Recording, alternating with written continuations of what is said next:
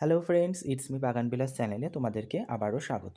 আজকে আমি নিয়ে এসেছি আমার দুখানা মাদার প্ল্যান্ট চন্দ্রমল্লিকা গাছ। গাছগুলোকে দেখেই বুঝতে পারছো যে কিছু কিছু পাতা ভেতর থেকে শুকিয়ে গেছে, কিন্তু সেটা হলেও কি হবে, নতুনভাবে বৃষ্টির ছোঁয়া পেয়ে দেখো কত সুন্দর গাছগুলো কিন্তু সবুজ শস্য শ্যামলাপূর্ণ হয়ে গেছে। অসংখ্য কুড়ির আগমন কিন্তু হয়ে গেছে। অনেকেই আমাকে কমেন্ট করেছিল যে মাদার প্ল্যান্টের কাটিং আমি যেই সময় করেছি সেটা ভুল টাইম বা কিছু বৃত্তান্ত, আমি তাদেরকে কিছু বলবো না। তারা যদি আমার ভিডিও দেখে থাকো অবশ্যই আমার উত্তর পেয়ে যাবে যে গাছকে যদি সঠিক সময়ে সঠিকভাবে যত্ন করা যায় বা নিজের ঘরের মতো মনে করে যদি গাছকে যত্ন করা যায়, গাছ কিন্তু অবশ্যই কাউকে কখনো নিরাশ করে না। তা আমার গাছ দুখানাকে দেখতেই পাচ্ছ, দুটো গাছ আমার মাদার প্ল্যান্ট ছিল।